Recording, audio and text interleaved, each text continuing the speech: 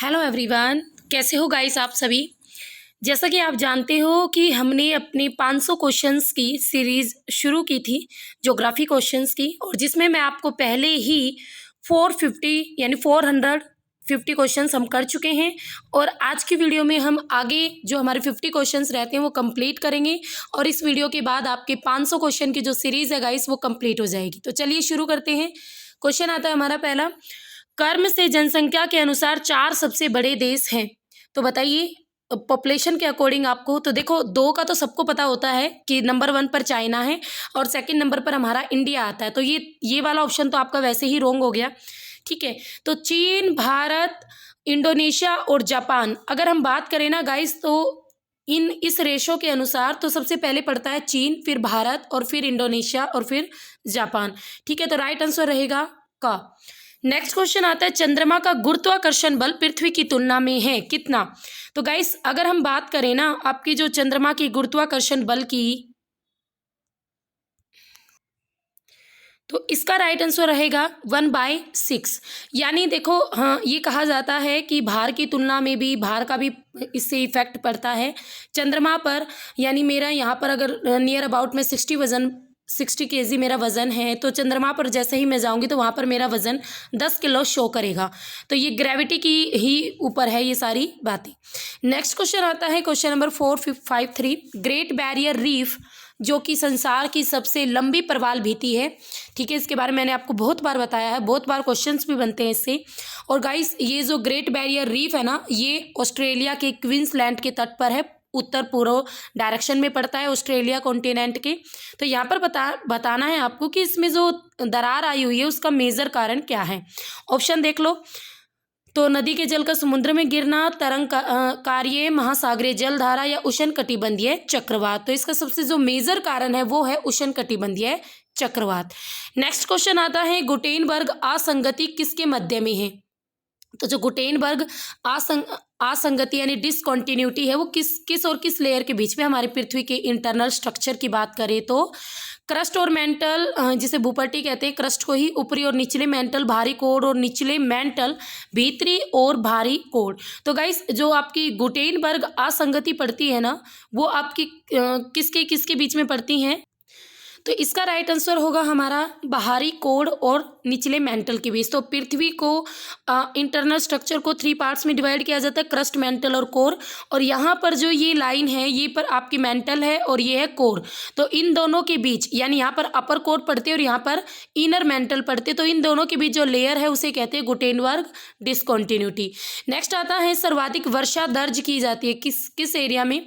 भूमध्य सागरीय एरिया में, शीतोष्ण क्षेत्र में, विषुवतीय क्षेत्र में या उष्णकटिबंधीय पर्वतीय क्षेत्रों में। तो गाइस आपका जो विषुवतीय क्षेत्र है यानी भूमध्य रेखा के आसपास ही इन सभी ऑप्शंस में सबसे ज़्यादा वर्षा होती है। वहाँ पर हर दोपहर के बाद वर्षा होती है, जिसे 4 बजे वाली वर्षा भी कहते हैं, और मूसलाधार वर्षा, बहुत तेज़ वर्षा होती है, ठीक है। क्योंकि वहाँ पर बहुत ज़्यादा गर्मी होती है जिससे हवाएं गर्म हो जाती है और गर्म हवा हल्की होकर ऊपर की ओर उठती हैं, संवहनीय धाराएँ चलती हैं, बादल बनते हैं और वर्षा होती है। नेक्स्ट आता है, आखेट और संग्रहण आधारित अर्थव्यवस्था कितने लोगों का निर्वाह कर सकती है। ऑप्शन देख लेते हैं, 1 व्यक्ति प्रति वर्ग किलोमीटर, 3 और 5 व्यक्ति प्रति वर्ग किलोमीटर या 7 व्यक्ति प्रति वर्ग किलोमीटर। तो गाइस आखेट और संग्रहण की बात करें तो 5 व्यक्ति प्रति वर्ग किलोमीटर लोगों का निर्वाह कर सकता है आखेट और संग्रहण। ये क्या होता है आखेट? आखेट यानी आप पशुओं से जो कुछ प्राप्त करे, संग्रहण यानी जंगलों से, वनों से जो आपने औषधियाँ प्राप्त कर ली, पेड़ों की छाल है, पत्ते हैं और अन्य सामग्रियाँ होती है जो हमें जंगलों से प्राप्त होती हैं, तो उन सभी पर जो आधारित जीवन की बात करें तो ये वो क्वेश्चन था। नेक्स्ट आता है, दक्षिण पूर्वी व्यापारिक पवन, ठीक है, साउथ ईस्ट आपकी जो परमानेंट विंड है वो विषुवत रेखा को पार करके भारत के ऊपर दक्षिण पश्चिम मानसून के रूप में चलती है। इसका तात्कालिक कारण क्या है, क्यों आपके भारत में मानसून आता है? ये क्वेश्चन सीधा सीधा क्या है कि भारत में ही क्यों आती हैं, केरल राज्य में दक्षिण पश्चिम डायरेक्शन होती हैं, ये पवनें भारत में ही क्यों आती हैं। तो देखते हैं क्या दे रखा है, तिब्बत के ऊपर अत्यंत निम्न दाब का क्षेत्र बन जाए इसलिए, गंगा का गर्म मैदान इसलिए, धार का अत्यंत निम्न दाब का क्षेत्र इसलिए, या छोटा नागपुर पठार के ऊपर उच्च तापमान इसलिए।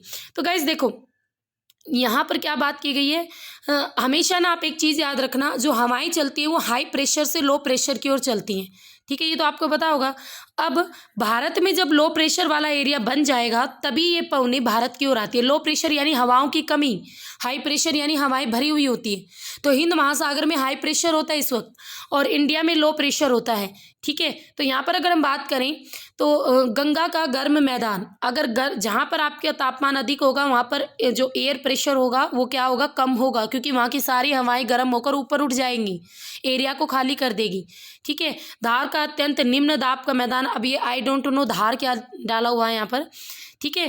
तो और छोटा नागपुर पठार के ऊपर उच्च तापमान, तो एक चीज़ आप ध्यान रखो, देखो उच्च तापमान दे दिया यहाँ पर छोटा नागपुर पठार के ऊपर, उच्च तापमान यानी वायु दाब की कमी, तो यहाँ पर सीधा तिब्बत के हम इसलिए नहीं डालेंगे क्योंकि तिब्बत इंडिया से भी आगे है, ऊपर है ना।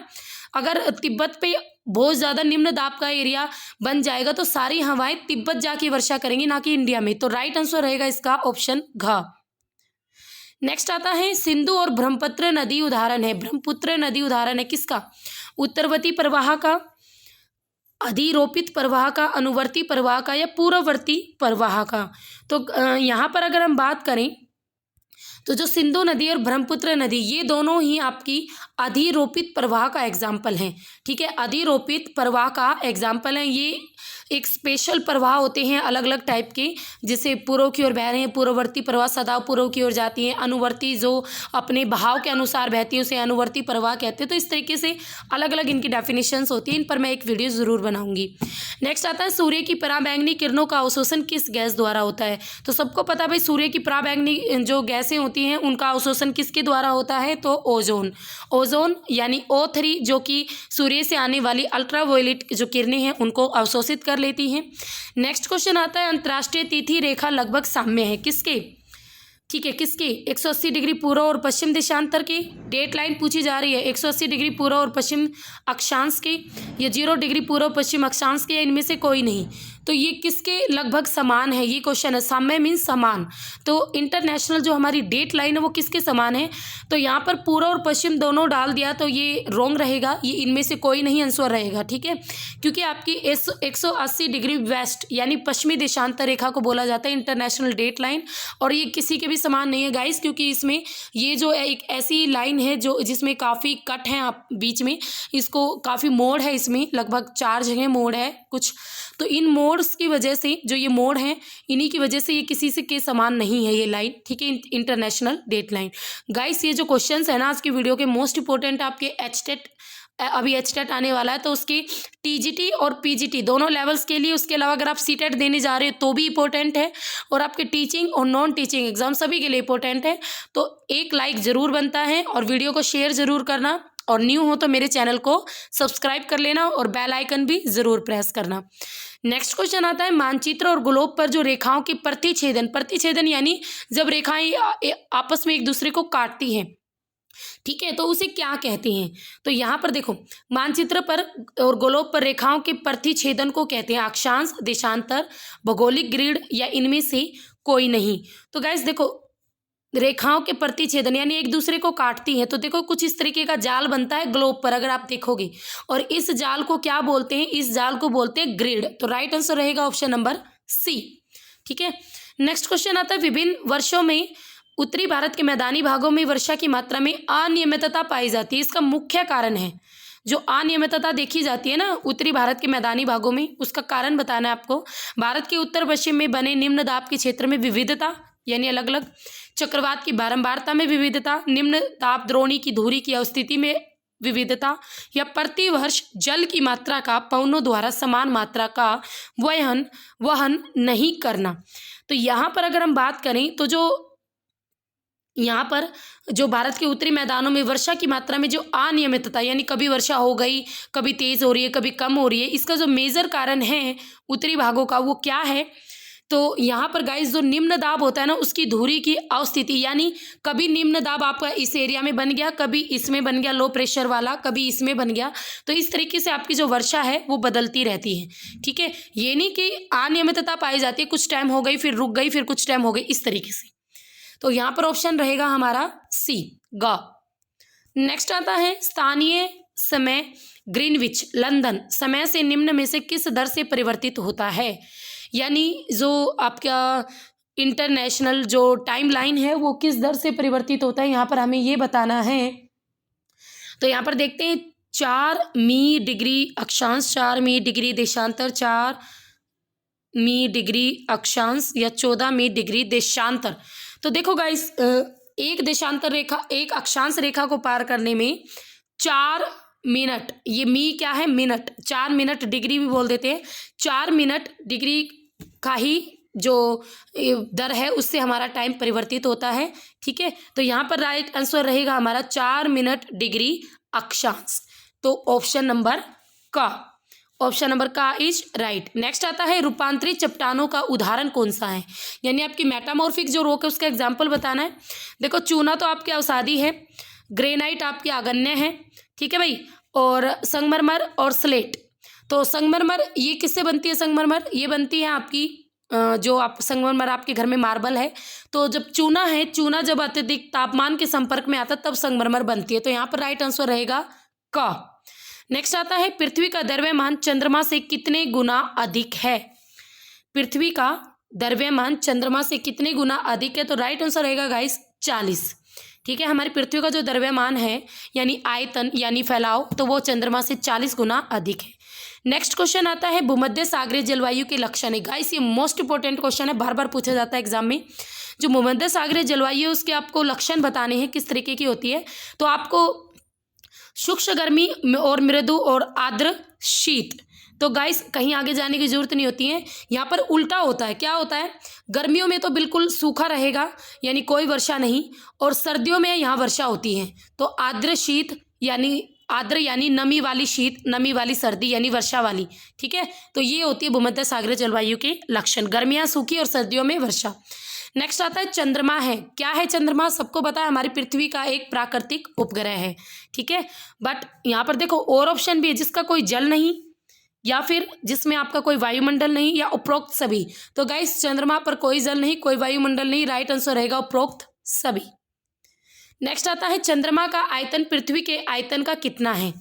देखो चंद्रमा का जो आयतन है, जब द्रव्यमान था, अब आयतन की बात करें तो कितना है? तो आयतन की बात करें गाइस तो 1/50। ठीक है, 1/50 द्रव्यमान 40 गुना और आयतन 1/50। नेक्स्ट आता है अफ्रीका का सर्वाधिक घना बसा देश कौन सा है, यानी जहाँ पर पॉपुलेशन ज़्यादा है। तो राइट आंसर रहेगा Mauritius, Rwanda, Burundi, Sierra Mauritius. You know that, सबको पता है मॉरिशस फेमस कंट्री भी है अफ्रीका की। नेक्स्ट आता है उच्च छाया। उच्च छाया क्या है? उच्च छाया क्या होती है गाइस? उच्च छाया चंद्र के छाया का बाहरी भाग को बोलते हैं। ये सूर्य और चंद्रमा के बीच स्पर्श रेखा के प्रतिछेदन द्वारा निर्मित। दोनों सही हैं या दोनों गलत है? तो गाइस दोनों ही सही है। तो जो चंद्रमा की छाया होती है ना, जैसे ये चंद्रमा और इसकी जो छाया यहाँ तक जा रही है, इसका जो बाहरी भाग होता है ना, इसको बोलते हैं उच्च छाया। ठीक है, उच्च छाया ये सूर्य और चंद्र के बीच वो स्पर्श रेखा होती है जो कि इनके एक दूसरे की इनकी प्रतिछेदन के द्वारा काटने से बनती है। समझ गए? नेक्स्ट आता है अंतर्राष्ट्रीय तिथि रेखा के पूर्व में घटाव का चिन्ह सूचित करता है। ठीक है, जैसे आप इंटरनेशनल जो डेट लाइन है इसके पूर्वी यानी इसके ईस्ट की ओर जाते हो तो जो माइनस का है वो क्या दिखाता है हमें कि घंटों की संख्या जिसे घटाकर ग्रीनविच समय प्राप्त करना, घंटों की संख्या जिसे जोड़कर ग्रीनविच समय प्राप्त करना, एक परंपरा या इनमें से कोई नहीं। तो गाइस अगर हम पूर्व की ओर जाते हैं इंटरनेशनल डेट लाइन के, ठीक है, पूर्व की ओर जाते हैं तो घंटों की संख्या जिसे घटाकर हम ग्रीनविच यानी जीएमटी टाइम प्राप्त कर लेते हैं। तो राइट आंसर रहेगा ऑप्शन नंबर का। नेक्स्ट आता है इंटरनेशनल डेट लाइन के पश्चिमी क्षेत्र में प्लस का चिन्ह सूचित करता है। इंटरनेशनल डेट लाइन की वेस्ट की ओर आप जा रहे हो तो प्लस का चिन्ह दिखा रहा है, तो वो क्या सूचित करेगा? घंटों की संख्या जिसे घटाकर ग्रीनविच, घंटों की संख्या जिसे जोड़कर ग्रीनविच समय प्राप्त करना, एक परंपरा या इनमें से कोई नहीं। तो यहाँ पर आपकी घंटों की संख्या जिसे जोड़कर हम ग्रीनविच टाइम प्राप्त कर लेंगे। नेक्स्ट आता है रेडियो तरंगों की प्रसारण सर्वाधिक प्रभावित होते हैं। जो रेडियो तरंगों का प्रसारण होता है वो किस लेयर में होता है? क्षोभ मंडल, आयन मंडल, बाह्य मंडल, ताप मंडल। तो गाइस यहाँ पर जो हमारा राइट आंसर रहेगा आयन मंडल, और रेडियो तरंगों की वजह से ही इन्हें आइनोस्फीयर कहते हैं, क्योंकि यहाँ पर काफ़ी आपकी तरंगे होती है। नेक्स्ट आता है दक्षिण विषुवांश खगोलीय पिंडों के देशांतर के बराबर होता है। डिग्री, समय, घंटा, मिनट, सेकंड, केवल घंटों में या केवल सेकंड में? ठीक है, तो यहाँ पर अगर हम बात करें, समय भी होता है, घंटा भी होता है, मिनट भी होता है, सेकंड, हम सभी चीज़ें यूज़ करते हैं। तो यहाँ पर हमारा राइट आंसर रहेगा, हाँ, यहाँ पर हमारा राइट आंसर रहेगा गाइस। ठीक है, तो यहाँ पर हमारा आंसर रहेगा खा। तो हम सभी कुछ यूज़ करते हैं। नेक्स्ट आना है क्वेश्चन, पृथ्वी के ऊपर बढ़ने पर वायुमंडल की परतों का क्रम बताना है आपको। ऊपर बढ़ने पर, पृथ्वी से ऊपर, तो यानी पहले, सबसे पहले कौन सी आएगी? हमारी ट्रोपोस्फियर। ठीक है, तो ध्यान से देखना, क्षोभ मंडल आएगी पहले, बिल्कुल करेक्ट, फिर क्षोभ सीमा आएगी, फिर समताप मंडल आएगी, फिर समताप सीमा आएगी, फिर मध्य मंडल, फिर मध्य सीमा, फिर आयन मंडल या ताप मंडल, ताप सीमा, बाह्य मंडल। तो ऑप्शन नंबर का ही करेक्ट रहेगा। ठीक है, ऑप्शन नंबर का। और ये इनको मत भूलना, ये क्षोभ मंडल और समताप मंडल के बीच जो बाउंड्री होती है उसे क्षोभ सीमा कहते हैं। समताप मंडल और मध्य मंडल के बीच जो बाउंड्री होती है उसे समताप सीमा कहते हैं। मध्य मंडल और आयन मंडल के बीच जो बाउंड्री होती है उसे मध्य सीमा कहते हैं। ठीक है, नेक्स्ट आता है नक्षत्र मास को परिभाषित किया जाता है कैसे? ऑप्शन देखते हैं, वह अवधि जिसमें चंद्र पृथ्वी का एक चक्कर लगाता है उसे कहते हैं नक्षत्र मास, या वह अवधि जिसमें चंद्र पृथ्वी की परिक्रमा कर आकाश में उसी स्थान पर वापस आ जाए, यह चंद्रमा के घूर्णन की अवधि, या इनमें से कोई नहीं। तो राइट आंसर रहेगा गाइस वो अवधि, वो टाइम पीरियड जिसमें जो चंद्रमा पृथ्वी की परिक्रमा करेगा और आकाश में उसी स्थान पर वापस आ जाता, तो उसे कहते हैं एक नक्षत्र मास। यानी यहाँ से चंद्रमा ने, ये पृथ्वी है, ये चंद्रमा है, यहाँ से उसने अपना चक्कर लगाना शुरू किया, और पूरा चक्कर लगाते हुए जब चंद्रमा पूरे एक मास के अंदर दोबारा अपने इसी स्थान पर आ जाएगा, तो इस पूरे टाइम पीरियड को क्या कहा जाएगा? नक्षत्र मास। नेक्स्ट आता है, हाल ही में पृथ्वी के कृषि उत्पादन में काफ़ी वृद्धि हुई है, इसका मुख्य कारण बताना है। बड़ी मात्रा में नई भूमि को कृषि कार्य के अंतर्गत लाया गया, इसलिए बड़ी संख्या में कृषि श्रमिकों को कृषि कार्य में रोजगार, उन्नत बीज, HY और उर्वरक के बढ़ते उपयोग और बेहतर परिवहन सुविधा।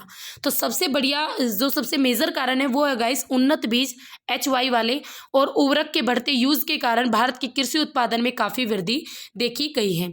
नेक्स्ट क्वेश्चन आता है, किसके बाद जो तापमान है वो तेजी से बढ़ता है? किस लेयर के बाद? आयन मंडल, समताप मंडल, बाह्य मंडल, क्षोभ मंडल। तो गाइस देखो, सबसे तेजी से बात की है तो सबसे तेजी से टेम्परेचर बढ़ता है आयन मंडल के बाद। ठीक है, आयन मंडल के बाद, या आयन मंडल को है ना ताप मंडल भी कहते हैं। इससे ऊपर जैसे जैसे आप जाते हो तो टेम्परेचर बहुत ज़्यादा इंक्रीज होता है, 1000 डिग्री सेल्सियस के लगभग भी पहुंच जाता है।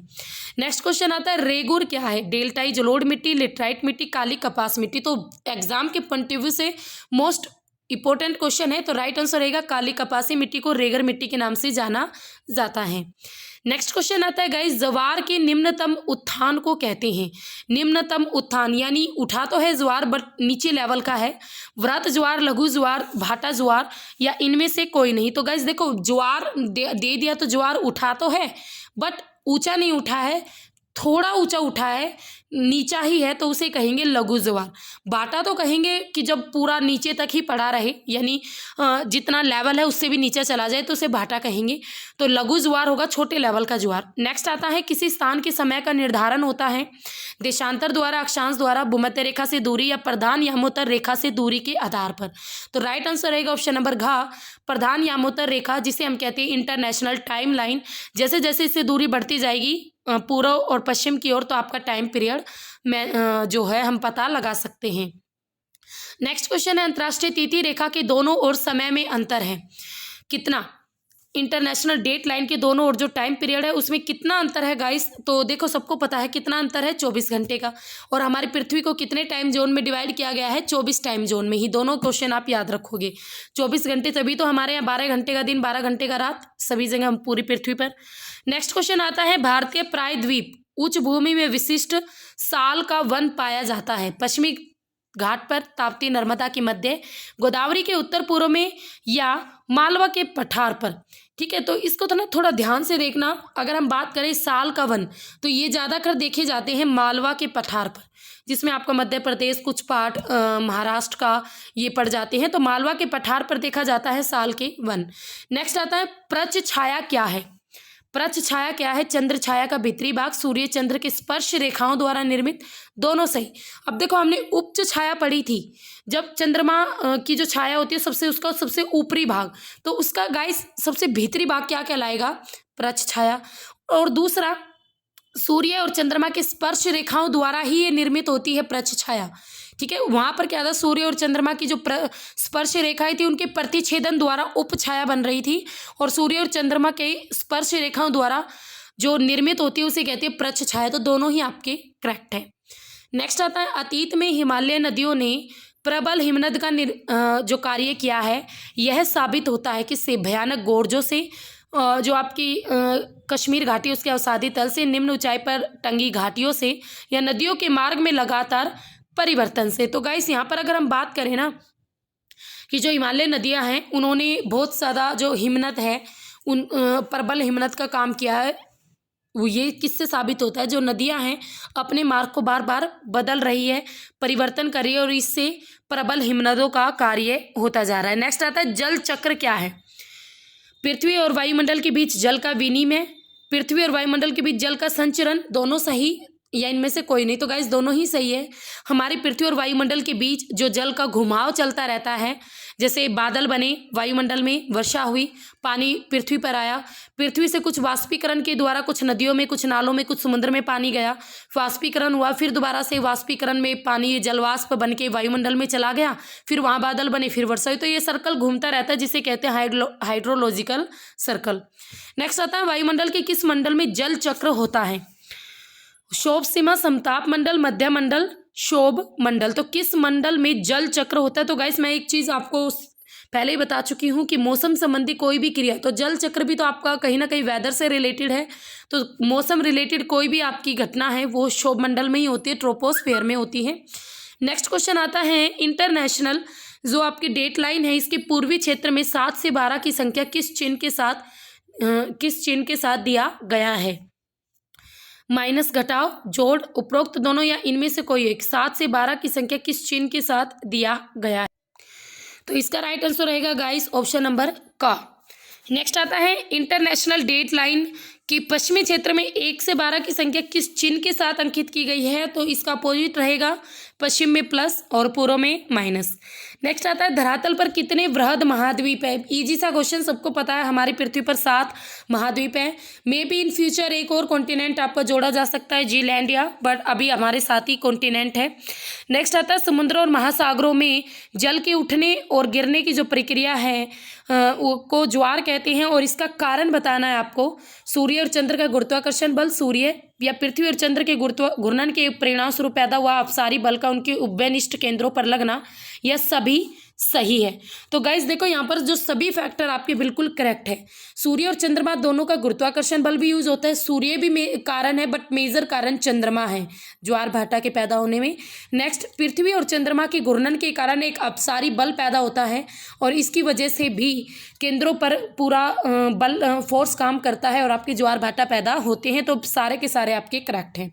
नेक्स्ट आता है निम्न अक्षांशों से उच्च अक्षांशों में अधिशेष ऊष्मा का संवहन होता है, यानी गर्मी के संवहन होता है महासागरीय जलधारा द्वारा, गृह पवनों द्वारा, ज्वार द्वारा या तरंगों द्वारा। तो आपको बताना कौन कौन से करेक्ट है। तो देखो जो आपकी जलधाराएं हैं वो भूमध्य रेखा से गर्म पानी को ले जाती हैं और उत्तरी ध्रुवों की ओर और दक्षिणी ध्रुवों की ओर, तो कहीं ना कहीं ये ऊष्मा का संचरण करती है, और इन्हीं जलधारा के कारण पूरे यूरोप में बर्फ नहीं जम पाती, जबकि वो इतने ऊंचे अक्षांशों में स्थित है।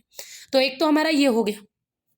दूसरा देखो ग्रीय हवाएं भी बहुत है। आप सिंपल सी बात है, गर्मियों में जब आपके यहाँ लू चलती है तो आप कितनी गर्मी पड़ती है, और सर्दियों में जब ठंडी ठंडी, जिस दिन बहुत ठंडी हवाएं चल रही उस दिन हद से ज़्यादा ठंड बढ़ जाती है ना। तो ये दोनों मेजर कारण है, ठीक है। तो और ज्वार की बात करें तो ज्वार किसी भी ऊष्मा का संवहन नहीं करते, इसमें तो पानी सिर्फ ऊपर उठता है और नीचे गिरता है, ना ही तरंगे। तो यहाँ पर ऑप्शन नंबर का हमारा करेक्ट रहेगा। नेक्स्ट आएगा कर्क रेखा स्थित है तो 23.5 डिग्री सबको पता है। तो यहाँ पर ऑप्शन के हिसाब से चलेंगे तो यहाँ पर ऑप्शन के हिसाब से ये ठीक रहेगा। 23 डिग्री 27 मिनट भूमध्य रेखा के उत्तर में जो आपकी लाइन है उसे बोलते हैं ट्रॉपिक ऑफ कैंसर। वैसे 23.5 डिग्री यहाँ पर 30 मिनट आना चाहिए, है ना। नेक्स्ट आता है मकर रेखा स्थित है विषुवत रेखा के, तो यहाँ पर भी बिल्कुल सेम चीज़ रहेगी गाइस। तो हमारे 23.5 डिग्री साउथ वाली रेखा को कहते हैं। वैसे यहाँ पर 30 डिग्री आएगा, 27 डिग्री की जगह 23 डिग्री, ठीक है, 30 मिनट। नेक्स्ट आता है पृथ्वी से 50 किलोमीटर की ऊंचाई तक वायुमंडल कौन सी गैसों से मिलकर बना है। तो 50 किलोमीटर की ऊंचाई पर गाइस आपको बताना है कौन कौन सी गैसें हैं, ठीक है। नाइट्रोजन, ऑक्सीजन, ऑर्गन और गौन गैसें। केवल नाइट्रोजन और ऑक्सीजन, जैसे केवल गौन गैसें जैसे carbon dioxide, hydrogen, neon, helium, methane, या इनमें से कोई नहीं। तो गाइस देखो कार्बन डाइऑक्साइड तो केवल वायुमंडल में 25 किलोमीटर की ऊंचाई तक पाई जाती है, तो ये ऑप्शन तो हमारा यहीं पर गलत हो गया। और केवल नाइट्रोजन और ऑक्सीजन की बात करें तो ये भी गलत हो गया, क्योंकि इसके अलावा आपकी और भी गैसेज होती हैं ऊपर, ठीक है, जैसे हाइड्रोजन है, हीलियम है, ये बहुत ऊंचाई पर होती है, तो ये गौण गैसों में आ जाएंगी। तो नाइट्रोजन, ऑक्सीजन, ऑर्गन और गौण गैसें, तो ऑप्शन का करेक्ट रहेगा। नेक्स्ट आता है वृहद ज्वार कब आता है, यानी बड़े लेवल का बड़ा ऊंचा ज्वार कब आता है। जब सूर्य और चंद्रमा एक सीधी रेखा में होते हैं, या समकोण पर होते हैं, या सूर्य और चंद्रमा का गुरुत्वाकर्षण बल लगता है, या इनमें से कोई नहीं। तो गाइस अगर हम बात करें जब ये बिल्कुल सीधी रेखा में होते हैं ना सूर्य, चंद्रमा और पृथ्वी, तब आपका वृहद ज्वार आता है। तो ऑप्शन का इज करेक्ट। नेक्स्ट आता है छोटे या निम्न ज्वार कब आते हैं, यानी आपका लघु ज्वार कब आता है, ये क्वेश्चन ये है। तो यहाँ पर देखते हैं जब सूर्य और चंद्रमा एक सीधी में, एक या समकोण पर, या आपका गुरुत्वाकर्षण बल लगता है, इनमें से कोई नहीं। तो सीधा आंसर रहेगा सूर्य और चंद्रमा जब एक दूसरे के समकोण पर होते हैं, यानी 90 डिग्री का कोण बनाते हैं, तब आपका जो आता है वो लघु ज्वार आता है। नेक्स्ट आता है पछुआ पवनें किस दिशा से चलती हैं। और आज की वीडियो का हमारा लास्ट क्वेश्चन है गाइस। क्वेश्चन कैसे लगे कमेंट बॉक्स पर जरूर बताना, और वीडियो कंप्लीट देखा करो। आज की वीडियो मोस्ट इंपॉर्टेंट है आपके हर लेवल के एग्जाम के लिए। ध्रुवीय क्षेत्र से रात में स्थल से समुद्र की ओर, दिन में समुद्र से स्थल की ओर, ऋतु के अनुसार विभिन्न दिशाओं से, या भूमध्य रेखा से 30 डिग्री से 60 डिग्री उत्तर और दक्षिण के मध्य। तो यहाँ पर अगर हम बात करें पछुआ पवनों की, तो ये 30 से 60 डिग्री उत्तर और दक्षिण के मध्य चलती हैं भूमध्य रेखा से। तो ये होती है हमारी पछुआ पवनी वेस्टर्न विंड्स। तो गाइस हमारे 500 जो मैंने आपको ज्योग्राफी के क्वेश्चन की सीरीज शुरू की थी वो सारे मैंने आपको कंप्लीट करा दिए 500 क्वेश्चन। और ये 500 क्वेश्चन आप एचटेट देने से पहले ज़रूर देखोगे, क्योंकि आपके लिए मोस्ट इंपॉर्टेंट है। हद से ज़्यादा क्वेश्चन इसमें रिपीटेड हैं जो बार बार एग्जाम में आते हैं। बाकी आगे आपकी मर्जी है, आप देखना चाहते हो नहीं देखना चाहते हो। तो फिर मिलेंगे, तब तक के लिए हैव ए नाइस डे। अगर न्यू हो तो प्लीज़ ज़रूर वीडियो को शेयर करना, लाइक करना, और इसके साथ चैनल को भी सब्सक्राइब कर लेना, और बेल आइकन भी ज़रूर प्रेस करना। Okay, have a nice day.